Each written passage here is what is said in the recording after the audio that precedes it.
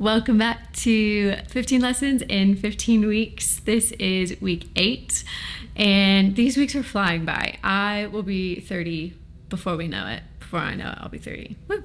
Anyways, thank you so much again for joining me along this challenge, along this journey. And we are in week 8. And if you're following along very closely, the lesson this week comes from when I was 22 years old. And to be honest, this lesson kind of sits right in the middle of almost a kind of 3-part full-on lesson that I learned. So it kind of actually stems from when I was 21. So if you haven't watched the video from last week, I encourage you to go back and watch that. And then I learned quite an intense lesson at 22, which I'll explain, and then at 23 it kind of rounds off almost like a 3-year process for me, and I'm so glad that I learned the lessons that I did, and that's why I'm doing this challenge, because they've helped me, and my prayer is that they help you. So let's dive right in. At 22 years old, I was on top of the world when I turned 22. I talked about at 21 that I had learned to overcome, to face, to process my fears, and that led me to kind of this mountaintop feeling where I was like, I can do this. Like, I am ready to be the woman that God called me to be. I am ready to take on the world. And it wasn't very long after I turned 22 years old that I faced a very big trial. I basically, long story short, was on kind of a journey to do an internship in England, and with that obviously comes applying for a visa to be able to stay, in the country and do what I was going to do. And I applied for it, and about, I don't know, like a month before I was supposed to get on a plane to go to England, I received a rejection letter. There was some paperwork that was within my file that was actually expired, and that basically caused my visa to be rejected. And so trial number 1, when I was 22, came very fast. And I want to pause the story for a second and give you the lesson so that this makes sense. It says, this lesson for this week, I've written down, when trials come, hold fast and let them produce fruit within you. And so this trial was an actual sucker punch to the gut. I was like, I'm supposed to be in England in a month. I don't have a visa. What am I going to do? So I think these just kind of like nervous energy kicked in. I did everything I possibly could. We basically got the right paperwork, made sure everything was in date, reapplied for a visa. I applied for a visa on Monday morning, sent in all my paperwork. By Wednesday, I had been accepted. My visa had been approved. And by Friday afternoon, I had that visa, my passport, in my hand. And if you don't know anything about visas, then maybe the story won't be such a miracle, but that does not happen. Visas do not come in a week. They don't come in 5 days. It usually takes weeks, months, sometimes years. And so this was like, oh my gosh, like this trial, very simply, I trusted God that He wanted me to be in England. I trusted Him to take care of me in this season.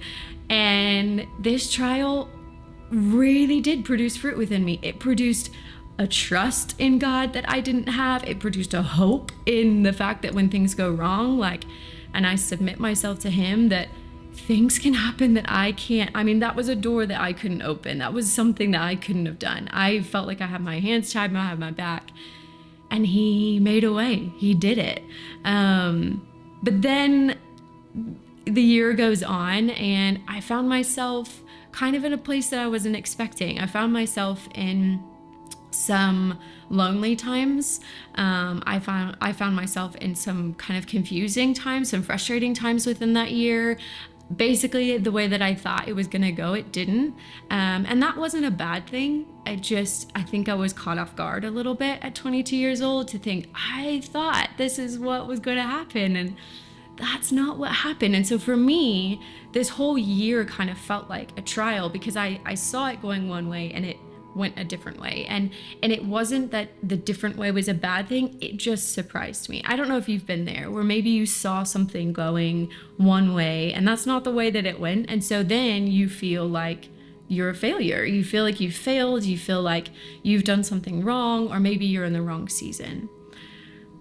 But what I want this lesson, hopefully, to give you hope for, to produce in you, is that you might feel like you're in the wrong season. And maybe everything around you tells you you're in the wrong season. But I just want to flip that perspective a little bit, because I believe that God produces things within us in every season, whether you're in a spring season, whether you're in a summer or fall season, or whether you're in a winter season where everything feels cold and dead and nothing, seems to be surviving. Whatever season you might find yourself in, God can always make a way. He can always produce fruit within you, but we have to open ourselves up to allow him to do so. There's a couple of verses that explain this a little bit better than maybe what I'm explaining it. James 1, verses 2-4 say, "Count it all joy, my brothers and sisters, when you meet trials of various kinds. For you know that the testing of your faith produces steadfastness. And let steadfastness have its full effect, that you may be perfect and complete, lacking in nothing." So if we let the testing of our faith produce steadfastness, produce like this, I'm here to stay, I am not going anywhere within us, then it's perfecting things in us, it's completing things in us, so that in whatever season we may find ourselves in, we realize that we really do lack nothing. In Romans 5:3-5, it says, "But we rejoice in our sufferings, knowing that suffering produces endurance, and endurance produces character, and character produces hope. And that hope does not put us to shame, because God's love has been poured into our hearts through the Holy Spirit who has been given to us." Suffering produces endurance, endurance produces character, and character produces hope. And my encouragement to you this week with this lesson, that when trials come, because they will come, we all know that they're going to come, hold fast and let them produce fruit within you. Because if you hold fast to the fact that you know who God is, if you know who God is, if you hold fast to the fact that, in this previous season, this went wrong, but things worked out for the good. If you hold fast to the hope that we've been given, and you let that produce perseverance, endurance, you let that produce character within you, then like that verse in James, it will produce these things within you so that you realize that in every season you really lack nothing. And for me at 22 years old, I needed to learn that. I needed to learn that if I found myself in a season that I was not expecting to find myself in, that I had to hold fast to what I knew was true. I had to hold fast to what I knew, God had done for me in the past, his faithfulness. And with that, I had to allow him to produce the fruit within me. And so I hope that this lesson has maybe flipped your perspective on the season that you find yourself in, or maybe just given you some tools for a future season that you may find yourself in.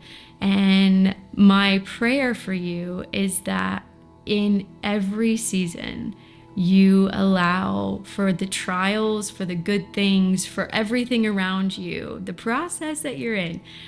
My prayer is that you allow that to produce fruit within you of all good, of all the good things.